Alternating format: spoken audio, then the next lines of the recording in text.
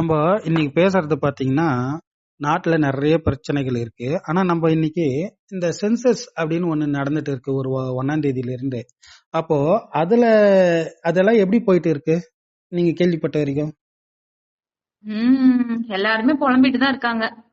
அப்போ இதுல வந்து சென்சஸ் பணியில குழப்பங்களுக்கு மட்டும் பஞ்சமே கிடையாது. ஏன்னா ஆசிரியர்களுக்கு எல்லாருக்கும் தூர தூரமான இடத்துல போட்டுட்டு அவங்க பணி இடத்துக்கும் வசிப்பிடத்துக்கு ரெண்டுத்துக்கும் சம்மந்தம் இல்லாத தூரமா போட்டுட்டு ரொம்ப கஷ்டப்பட்டு இருக்காங்க. அதே போல பிரிக்கிறது பாத்தீங்கன்னா ஒருத்தருக்கு 27 வீடு வருது, ஒருத்தருக்கு 1100 வருது. அப்ப இது எந்த அடிப்படையில் இதெல்லாம் பிரிச்சு இருப்பாங்க? என்னோட ஸ்கூல் டீச்சருக்கே 850 வீடுகள் வந்திருக்கு அவங்களுக்கு. பாருங்க, இது எனக்கு தெரிஞ்ச ஒரு டீச்சருக்கு அதாவது திருப்பத்தூர் மாவட்டத்துல பாத்துங்க, லண்டன் மிஷன் ரோடு, அது ஒருத்தருக்கு 200. அதே டீம்ல இருக்கிற மத்தவங்களுக்கு எல்லாம் 27, 40, 30 இவ்வளவுதான் வந்திருக்கு. அப்ப அந்த இடத்துல பெரிய பெரிய மலையோ ஏரியோ இந்த மாதிரி இருந்து இடப்பரப்பு வரும்னு சொல்ல கூட சொல்லலாம். ஆனா அங்க அப்படி கிடையவே கிடையாது. அது வந்து சென்டரான ஒரு இடம். அதுல ஒருத்தருக்கு 27, ஒருத்தருக்கு 200 வீடு. அப்ப இது எப்படி எந்த அடிப்படையில பிரிக்கிறாங்க? அப்ப ஒவ்வொருத்தருக்கு எப்படி வருது? ஒரு ஈக்குவலான இதுல பிரிக்கலையா? இப்ப இதுக்கு முன்னாடி 2011 எல்லாம் இந்த மாதிரி இல்லைங்களே. அப்ப இத கண்காணிக்கிறதே இல்லையா யாருன்னு? இவங்க சென்சஸ் டிபார்ட்மெண்ட் இவங்க இருக்கவங்களும் எஜுகேஷன் டிபார்ட்மெண்ட்டும் ஒரு ப்ராப்பர் கோஆர்டினேஷனே கிடையாது. அவங்க யார வந்து எடுத்தா யார சென்சஸ்க்கு யூஸ் பண்ணா கரெக்டா இருக்கும். ஒரு ஸ்கூல் இருக்குன்னா அதுக்கு சுத்தி இருக்கக்கூடிய ஹாபிடேஷன்ஸ் கவர் பண்ணக்கூடிய டீச்சர்ஸ போட்டா அவங்க அவங்களோட ரெகுலர் ஆக்டிவிட்டிஸ் பாதிக்காம போய் பார்த்துட்டும் வர்றதுக்கு வாய்ப்பு இருக்கு. இவங்க இந்த லாஸ்ட்ல இருக்கவங்க அந்த லாஸ்ட்டுக்கு, அந்த லாஸ்ட்ல இருக்கவங்க இந்த லாஸ்ட்டுக்கு இப்படி போட்டு வச்சிருக்காங்க. ஆமா, இப்போ போன தடவை பாத்தீங்கன்னா நிறைய டீச்சர்ஸ் சொல்றது இதுதான், எங்களுக்கு பள்ளிக்கு அருகிலே வந்தது, நாங்க இந்த ஓடி எல்லாம் கூட குடுக்கல, அப்பெல்லாம் சாயந்தர டைம்லயே நாங்க வந்து போய் எடுக்கிற அளவுக்கு தான் ஈஸியா இருந்ததுன்னு சொல்றாங்க. ஆனா இப்ப பாத்தீங்கன்னா ரொம்ப தூரம் டிராவல் பண்ண வேண்டியதா இருக்கு. கடைசியில பாத்தீங்கன்னா அங்கங்க வீட்டுல நாய்கிட்ட எல்லாம் கடி வாங்க வேண்டியதா இருக்குது, சில குடிகாரங்க கிட்ட அடி வாங்க வேண்டியதெல்லாம் இருக்கு. அப்போ ஆசிரியர்கள் நிலைமை இவ்வளவும் இருக்கு. இதுல பசங்களுடைய கல்வி தரமும் குறையக்கூடாதுன்றாங்க. அப்ப இதுக்கு ஆசிரியர்களை மட்டும் தான் பயன்படுத்தணும்னு எதனா இருக்கா? இல்ல கவர்மெண்ட் சர்வன்ட்ஸ் எல்லாரையுமே பயன்படுத்தலாம். இந்த ஆக்ட்ல என்ன இருக்குன்னா அரசு ஊழியர்கள் எல்லாருமே பயன்படுத்தலாம் அப்படின்னு தான் இருக்கு. நான் பார்த்த வரைக்கும் தேடின வரைக்கும் சென்சஸ் ஆக்ட் 1948 படி மத்திய மாநில அரசு தங்களுக்கு கீழே பணிபுரிகிற எந்த ஒரு அரசு ஊழியரையும் அல்லது உள்ளாட்சி அமைப்பு பணியாளர்களையும் கணக்கெடுப்பு பணிக்கு நியமிக்கணும், அதுக்கான முழு அதிகாரம் இருக்கு. அதுக்கு அவங்க சட்டப்பிரிவு 4 கீழ் அவங்க வந்து இப்பணியை செய்ய மறுக்க முடியாது அப்படின்னு சொல்றாங்க. ஆனா இப்போ தமிழ்நாட்டுல பாத்தீங்கன்னா குறிப்பா திருப்பத்தூர் மாவட்டத்துல திருப்பத்தூர் தாலுகால மத்த டிபார்ட்மெண்ட்டுக்கு பணி வழங்கவே இல்லை, வெறும் ஆசிரியர்களுக்கு மட்டும் தான் வழங்கி இருக்காங்கன்னு ஆசிரியர்கள் குமிரிக்கிட்டு இருக்காங்க. அப்போ இது மத்த டிஸ்ட்ரிக்ட்லயாவது மத்த டிபார்ட்மெண்ட்டுக்கு கொடுத்துருக்காங்களா, இல்ல அங்கேயும் ஆசிரியர்களுக்கு மட்டும்தான் சொல்லி இருக்காங்களான்னு தெரியல. ஆமா, இப்போ ஆசிரியர்கள் வந்து மறுக்க முடியாதுன்றாங்க. அப்போ இதுக்கு நீதிமன்ற உத்தரவு இருக்குன்றாங்க. ஓகே தான், ஆனா ஆசிரியர்களை மட்டும்தான் பயன்படுத்தணும்னு எந்த நீதிமன்ற உத்தரவும் இல்லைங்களே. எல்லா அரசு ஊழியர்களும் குறிப்பா பாத்தீங்கன்னா மக்கள் தொகை கணக்கெடுப்புன்றது உலகிலேயே, இந்தியாவில கூட இல்ல, உலகிலேயே மிகப்பெரிய நிர்வாக பணின்றாங்க. அப்ப அதுல ஆசிரியர்களை மட்டுமே நம்பி பணியை எப்படி செய்ய முடியும்?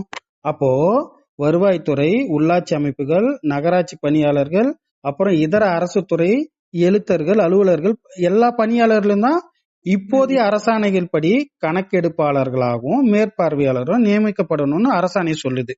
ஆனா இவங்க என்ன பண்ணிருக்காங்கன்னா வெறும் டீச்சர்ஸ் ஆசிரியர்ல மட்டும் தான் நியமிச்சிருக்காங்க. அப்ப இதை யாருமே கண்டுக்க மாட்டாங்களா, இல்ல யாருமே கேள்வி கேட்க மாட்டாங்களா? யாரு கேள்வி கேக்குறது, யார்கிட்ட கேள்வி கேக்குறது, யாரு பதில் சொல்லுவாங்க? இத கரெக்டா சொன்னீங்க பாருங்க. கல்வித்துறையில கேட்டா எங்களுக்கு லிஸ்ட் அனுப்புறதோட சரி, வருவாய்த்துறையில போய் கேளுங்கன்றது. வருவாய்த்துறையில உங்க ஆபீஸ்ல என்ன லிஸ்ட் கொடுக்குறாங்களோ அதை தான் போடுவோன்றது. அப்ப 2 பேருமே கலந்து ஒரு முடிவுக்கே வராம யாருக்கு எங்க பணி ஒதுக்கணும்ன்றது கூட இல்லாம முரண்பாடு நிறைய இருக்கிறதுனால இவங்க இப்படி மாத்தி மாத்தி சொல்றதுல நடுவுல பலிக்கடை ஆகிறதுனால ஆசிரியர்கள் தான். அப்போ இதுல விலக்கு யாருக்குன்னா மும்பை நீதிமன்ற தீர்ப்புப்படி தனியார் பள்ளி ஆசிரியர்களுக்கு மட்டும்தான் விலக்கு. அதுவும் அண்மையில வந்த நீதிமன்ற தீர்ப்புப்படி அரசு உதவி பெறாத தனியார் பள்ளி ஆசிரியர்கள் கட்டாயப்படுத்தக்கூடாது இந்த பணியில அப்படின்னு சட்டப்பூர்வமா தெரிவிச்சிருக்காங்க. அவங்கள கட்டாயப்படுத்தக்கூடாதுன்னு. அப்ப இவங்க ஏன் மத்த டிபார்ட்மெண்ட்டை பயன்படுத்தல? இது ஆசிரியர் சங்கங்கள் நிறைய சங்கங்கள் வச்சுட்டு இருக்கிறதே ஆசிரியர்கள் தான். அப்போ ஒரு சங்கம் கூட இதுக்கு குரல் கொடுக்கல பாருங்க. ஏன் இவங்க குரல் கொடுத்தா இவங்களுக்கான உரிமை என்ன சொல்றாங்க அப்படின்னா, இப்ப எப்படி ஒரு தேர்தல் பணியை ஒரு ஆசிரியர் நிராகரிக்க முடியாதோ அதே மாதிரி இதுவும் தேர்தல் பணிக்கு நிகரானது. சோ அத யாருமே நீங்க மறுக்க முடியாது அப்படின்றது அவங்க சொல்றதுனால இவங்க யாருமே கேட்கல. அதாவது இத மறுக்க கூடாது ஆசிரியர்கள். ஆனா ஆசிரியர்கள் மட்டும்தான் செய்யணும், மத்தவர்கள் யாருக்கும் போடக்கூடாதுன்னு எங்க இருக்கு? அந்த மாதிரி எல்லாம் இல்ல. ஆசிரியர்களுக்கு 3 முக்கிய விதிவிலக்கு. அதாவது மக்கள் தொகை கணக்கெடுப்பு, பேரிடர் நிவாரண பணி, தேர்தல் பணி, 3த்தையும் அவங்க மறுக்கக்கூடாது. இது 3 மட்டும் தான் அவங்க மறுக்க கூடாது. ஆனா இவ்வளவு பெரிய வேலையை ஆசிரியர்கள் மட்டுமே ஏன் செய்யறாங்க? அப்ப மத்த டிபார்ட்மெண்ட்டுக்கு பாதிக்குதுன்னா அப்ப இங்க கல்வி பாதிக்காதா? அப்ப ஆசிரியர்கள் பயன்படுத்தணும். இன்னொரு விஷயம் என்னன்னா, இப்ப சென்சஸ் எடுக்கிறாங்க, டீச்சர்ஸ போடுறாங்க, இந்த மாதிரி நிறைய பிரச்சனைகள் போயிட்டு இருந்தாலும் இப்ப எஜுகேஷன் கல்வித்துறை அப்படிங்கறதே யார மையமா கொண்டு இயங்குதுன்னா மாணவர்களை மையமா கொண்டுதான் இயங்குது. சோ பயனாளர்களே மெயினா அவங்கதான். இப்ப அவங்களோட கல்வி பாதிக்கப்படுது அப்படிங்கறது அவங்களுக்கு லாஸ்ட் பிரியாரிட்டி தான், கடைசியா தான். அது இப்ப பசங்க எவ்வளவு பேர் இப்போ 4 டீச்சர் ஒரு இடத்துல இருக்காங்க, அந்த இடத்துல 2 டீச்சர் போயிடுறாங்க. மிச்சம் 2 டீச்சர் எப்படி 4 கிளாஸுக்கு ஆன பாடம் எடுக்க முடியுமா? அவங்கள ஜஸ்ட் மெயின்டைன் மட்டும் தான் பண்ண முடியும். இப்ப 1 மாச காலத்துக்கு பாதி டீச்சர் தான் ஒவ்வொரு ஸ்கூல்லயும் இருப்பாங்க. அப்ப அந்த பாதி டீச்சர் மொத்த பிள்ளைங்களுக்கும் பாடமும் எடுக்க முடியாது, எந்த யூஸ்ஃபுல் அசஸ்மெண்ட்ஸ் ஆக்டிவிட்டிஸ் எதுவுமே பண்ண முடியாது. இப்படி இருக்கும்போது 1 மாச காலம் பிள்ளைங்களோட படிப்பு மொத்தமா போயிடுது. சோ அது ஒரு பிரியாரிட்டியில கொண்டே வரதில்ல. சோ அத பத்தி யார் பேசுறது, அத பத்தி தெரியல. அப்ப இதெல்லாம் கல்வியாளர்கள் அப்படின்னு சொல்லி நிறைய பேர் விவாதங்கள்ல டிவிகள் எல்லாம் வரவங்களுக்கு எல்லாம் கூட இது தெரியாதா? இல்ல அதெல்லாம் பேசலையா? இல்ல இதெல்லாம் பேசக்கூடாதான்னு ஒருவேளை தெரியலையே. அப்ப இதெல்லாம் இத உயர்மட்டத்துல இருந்து கண்டிப்பா கண்காணிக்கணும். ஏன் மத்த டிபார்ட்மெண்ட் ஆளுங்களை போடல அப்படின்னு. அப்ப அவங்களுக்கு பணி பாதிக்குது, ஆசிரியர்களுக்கு பணி பாதிச்சா பரவாயில்லையா? அப்ப இது பாரபட்சமா என்னன்னு கூட தெரியலீங்க. சரி, அப்படி ஆசிரியர்களை பயன்படுத்தினாங்க. அவங்களுக்கு பயன்படுத்துறதுலயாவது பணியிடத்துக்கு அருகிலோ வச்சுப்படுத்துறதுக்கு அருகிலோன்னா அதுவும் கிடையாது. அதே போல அவங்களுக்கு முறையான வழிகாட்டுதலும் கிடையாது. நிறைய பேருக்கு பாத்தீங்கன்னா ஜூலை 31 அன்னைக்கு ஆர்டர் சைன் பண்ணி 1 ஆர்டரை கொடுத்துட்டு எந்த பயிற்சியுமே கலந்துக்காதவங்கள அவங்களுக்கு திடீர்னு போய் சென்சஸ் எடுங்க அப்படின்னு சொல்றாங்களாம். பாருங்க இது எப்படி இருக்கு பாருங்க. நான் கேட்ட வரைக்கும் பயிற்சியிலே சரியா சொல்லி கொடுக்கலன்னு நிறைய ஆசிரியர்கள் சொல்றாங்க. இதுல பயிற்சியே கொடுக்காம வேற நிறைய பேருக்கு ஆர்டர் போட்டு இருக்காங்களாம். அப்போ பயிற்சியே கொடுக்காம ஆர்டர் போட்டு இருக்கிறது முக்கியமா திருப்பத்தூர் தாலுகா மாவட்டத்துல திருப்பத்தூர் தாலுகால முக்கியமா நிறைய இருக்கும். அதுல ஏதோ ஒரு பணியாளர் குறிப்பிட்டு அவர் தான் இதெல்லாம் ஒதுக்குறாராம். அவர் தற்காலிகமா நியமிக்கப்பட்ட பணியாளர்ன்றாங்க. அது என்னன்றது தெரியல. அவர் பேர் ஏதோ ஸ்டீல ஆரம்பிக்குது அப்படின்னு சொல்றாங்க ஆசிரியர்கள். அத பாத்தீங்கன்னா அவர் தான் இதெல்லாம் செய்யறதாம். ட்ரைனிங் முறையா ஜூலை 15க்குள்ள எல்லாருக்கும் வழங்கப்பட்டு 17க்குள்ள வருகை சுருக்கத்தை டெல்லிக்கு அனுப்பணும்னு தகவல். ஆனா இவங்க எப்படி அதுக்கப்புறமா இப்போ இந்த பயிற்சியே கொடுக்காம டீச்சருங்களுக்கெல்லாம் எப்படி வருங்க டியூட்டி செய்ய சொல்றாங்க? இது எப்படி சரியா வருங்களா? பயிற்சி போனவங்களே நிறைய தடுமாறுறாங்க. பயிற்சி நல்லபடியா அட்டெண்ட் பண்ணி அதுல அவங்களே இப்ப நிறைய டவுட்ஸ் கேக்குறாங்க, இது எப்படி பண்றது. சோ நம்ம ஸ்பாட்டுக்கு போகும்போது ஃபீல்டுக்கு போகும்போது நம்மளுக்கு நிறைய டவுட்ஸ் வருது. என்னதான் ஆப் எப்படி யூஸ் பண்றது, எதுக்கு என்ன மாதிரி ரெஸ்பான்ஸ் கொடுக்கறது எல்லாம் நம்ம தெரிஞ்சுட்டு வந்தாலுமே நிறைய டவுட்ஸ் நம்மளுக்கு வருது. அப்படி இருக்கும்போது ஒரு ட்ரைனிங்கே பேசிக்கான ஒரு ட்ரைனிங்கே எடுத்துட்டோம். எதுக்காக இந்த கணக்கெடுப்பு பண்ணி நடத்துறோம், அது என்ன மாதிரி ஒரு மைண்ட் செட்ல போய் நம்ம எடுக்கணும், இதெல்லாம் எதுவுமே தெரிஞ்சுக்காம ஒரு எனுமரேட்டர் போய் எடுத்தாருன்னா அப்ப முக்கியமான விஷயம் சொல்றாங்க சென்சஸ். சோ அந்த சென்சஸ்ன்ற விஷயமே எப்படி ஒரு குவாலிட்டி ஆஃப் சென்சஸே குறைஞ்சிடுது இல்லையா? ஏதோ ஒரு கடமைக்கு நான் முடிச்சுட்டு வந்துட்டேன், அவங்க என்ன கொடுத்தாங்க ஆப்ல இத்தனை கொஸ்டின் இருந்துச்சு, 32 கேள்விக்கும் நான் ஏதோ ஒரு ஆப்ஷனை சூஸ் பண்ணிட்டு வந்தேன்ற மாதிரிதான் எனுமரேட்டர்ஸ் எடுத்திருப்பாங்களே தவிர்த்து அவங்க எதிர்பார்க்கிற ஒரு குவாலிட்டி எனுமரேஷன் கண்டிப்பா நடந்திருக்காது. இதுல இன்னும் பாருங்க, சில சூப்பர்வைசர்கள் வந்து எங்க எங்க அந்த பார்டர் எது எது அளவுன்னு கேட்டா கணக்கெடுப்பாளர்களுக்கு எனிமரேட்டர்ஸ்க்கு அந்த சூப்பர்வைசர்கள் எனக்கே கடைசி நாள் 1ஆம் தேதி ஆர்டர் போட்டுக்கிறாங்க, எனக்கே எந்த பயிற்சியும் தரல, நான் எங்கிருந்து பார்டர் சொல்றதுன்னு நிறைய பேர் சொல்ல மாட்டேன்றாங்களாம். அப்போ அவங்க சொல்றதும் ஏன் திடீர்னு இவங்க பயிற்சி அப்ப பயிற்சி கொடுத்தவங்க, பயிற்சி அட்டன் பண்ணவங்க, அந்த கிட்டு வாங்கினவங்க எல்லாம் எங்க போனாங்க திடீர்னு? எல்லாருமே வந்து ஹெல்த் இஷ்யூவா? அப்ப இது முறையா வந்து யாருமே வந்து விசாரிக்கலையா? அப்ப நடுவுல ஏன் 1ஆம் தேதி வந்து ஆல்டர் பண்றாங்க? அப்போ இத பயிற்சியே அளிக்கலன்னு கேட்டா தாலுகா ஆபீஸ்ல போய் உங்க சிஓ இதுக்கு பதில் சொல்லுவாரு, நீங்க சிஓ உங்களுக்கு விளக்கம் கேட்பாரு, உங்க ஆர்டர் காப்பியில 2வது பாயிண்ட் படிச்சு பாத்தீங்களா அப்படின்னு அலுவலகத்துல சொல்றாங்களாம். அதுவும் உயர்மட்ட அலுவலக டெப்டி தாசில்தார் போன்றவங்க எல்லாம் மரியாதையா நல்ல என்னவோ தகவல்களை சொல்றாங்களாம். இந்த தற்காலிகமா நியமிக்கப்பட்டவங்க டெக்னிக்கல் சப்போர்ட்ல வேலை செய்யறவங்க தான் அதிகாரப்பூர்வமா அவங்களுக்கு மெமோ வரும், 2வது பாயிண்ட படிங்க அப்படின்னு. 2வது பாயிண்ட் என்ன போட்டு இருக்குன்னா, செக்ஷன் 5 and 11 படி, சென்சஸ் ஆக்ட் 1948 படி நீங்க இந்த பணிக்கு நியமிச்சிருக்கீங்க, இதை மறுக்க முடியாது அப்படின்னு சொல்லியிருக்காங்க. ஆனா பயிற்சியே கொடுக்காம நீ போய் எடு அப்படின்னு சொன்னா அதை கேட்கவே கூடாதுன்னு அந்த 2வது பாயிண்ட்ல போடலையே. அப்ப முறையான பயிற்சி கொடுக்காம ஒருத்தரை அனுப்புறீங்க, அதை அவங்க கேக்குறாங்க, அதுக்கு வந்து உங்க மீது நடவடிக்கை எடுக்கப்படும், சிஓ உங்க மீது நடவடிக்கை எடுப்பாங்க, 2வது பாயிண்ட் படி உங்களுக்கு தண்டனை கிடைக்கும்ன்றாங்களே. அப்போ இது நிர்வாக அமைப்பா இல்ல பயிற்சியே கொடுக்கலனாலே அவங்க சொன்னாங்கன்னு போய் செஞ்சிடணுமா? அப்ப இதை கேட்கவே கூடாதுன்னு சொல்ல வராங்களா? எப்படி இது எடுத்துக்கிறது? அப்போ இவங்க எல்லாம் வந்து ஏன் இவ்வளோ வந்து கடைசி வரைக்கும் திட்டமிடல் சரியில்லையா, இல்ல இதெல்லாம் குளறுபடி காரணமா இந்த பிரச்சனைகள் வருதா?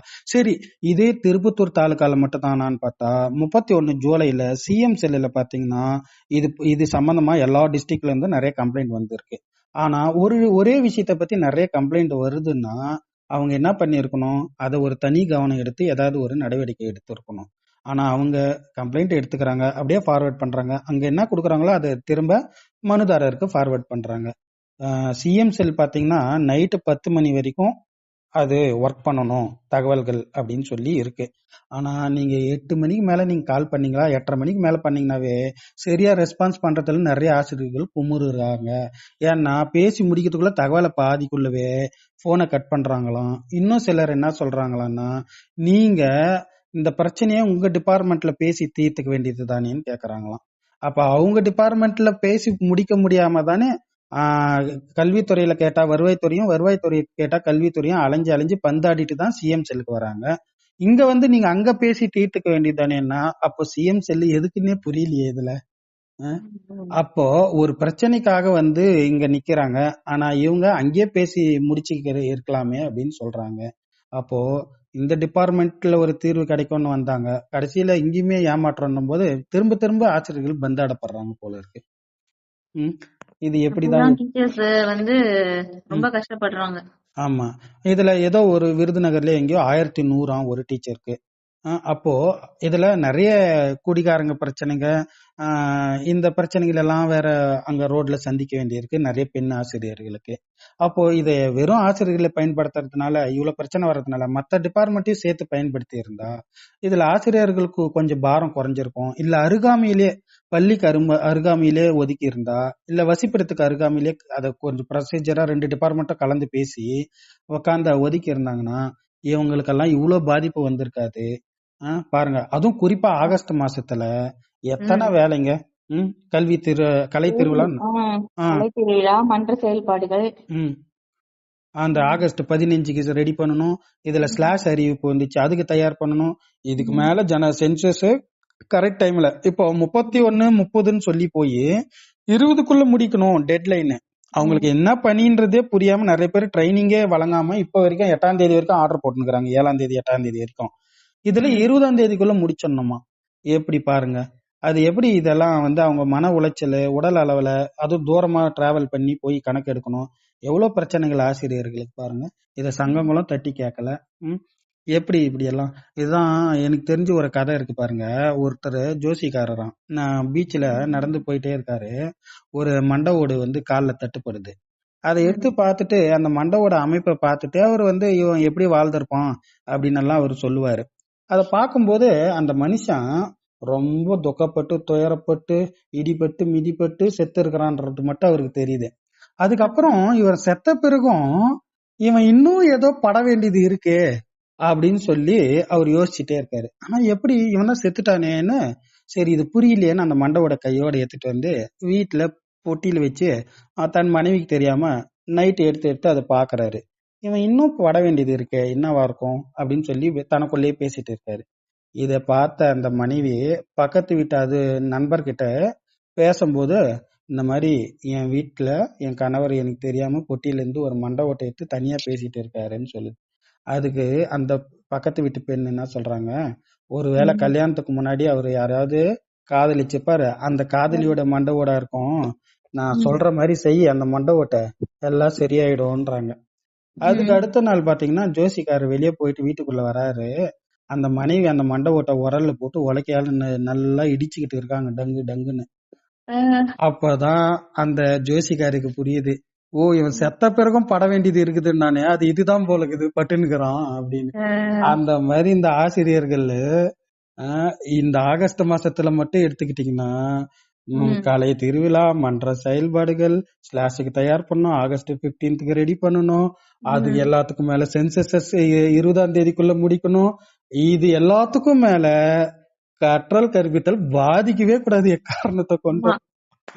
அப்போ இதெல்லாம் பண்ண பிறகும் இல்லையே இந்த ஆசிரியர்கள் இன்னும் ஏதாவது பட வேண்டியது இருக்குது அப்படின்ற மாதிரி அந்த கதையில வரும்போது இவங்க இன்னும் பட வேண்டியது, இன்னும் இவங்களுக்கு கொடுக்க வேண்டியது நிறைய ஒர்க் இருக்குதோ அப்படின்ற மாதிரி எல்லா ஆசிரியர்களும் புலம்பிட்டு இருக்காங்க.